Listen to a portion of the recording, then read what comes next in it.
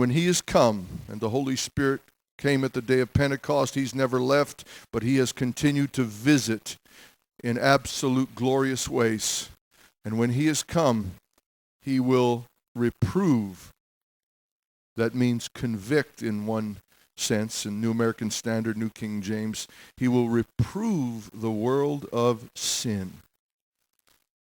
Now, I don't know about you, but once in a while I'll flip the channels late at night or early in the morning and listen to different people preach. I don't do it by design. Blanca used to say, "What are you watching that for?" Certain things that are just really, it's Christian all over it, but the content is either a mixture that is seductive, and in some cases it has nothing to do with the gospel. There's a particular preacher, I might as well mention his name because he says this with seemingly great delight, and I've heard him say it a number of times. His name is Osteen, and he's in Texas, and he is emblematic. It's not all about Osteen. He's emblematic of where much of the contemporary church has gone.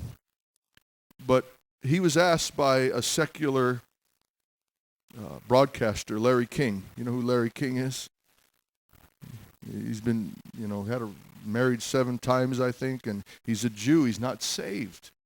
But this man, fellow with the suspenders, you know who I'm talking about? For an hour, he's groping in the darkness trying to pull this man who wears the label of a preacher.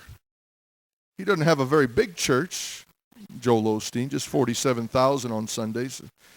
I'm not a good counter. Do we have a little more than that? David got into trouble when he numbered Israel, so I don't want to start the numbering game. But by most accounts, nearly 50,000 people a week go to his church. And Larry King is trying to pull him into a scriptural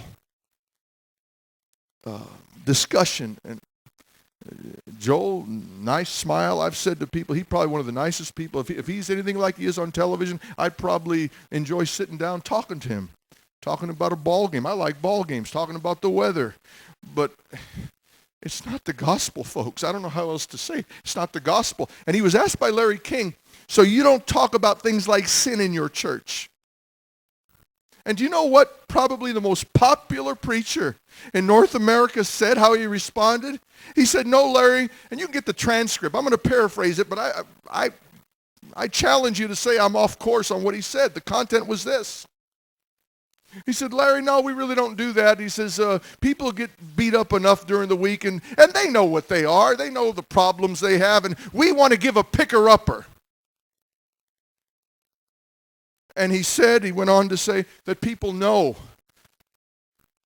that there's wrong things in their life. And I don't know if he used the word sinners, but he doesn't preach it, but I don't know if he would say that off to the side. But the reason he doesn't preach against sin is people know they're sinners. No, they don't. The Holy Spirit comes to convict us that we're sinners. We don't know it. We know we've done wrong things. Yes, you'd have to be an idiot of some sort to say you've never done a wrong thing. But the issue of sin biblically, the carnal man can defend himself. The carnal man can be cornered, caught red-handed, and defend himself.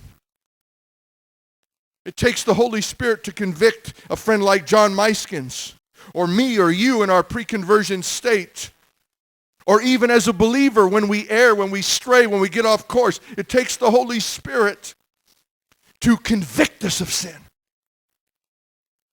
If it was an automatic thing, then Jesus is wasting his time in John 16:8, and probably worse than that, the Holy Spirit's wasting his time coming with a mission like that to the world.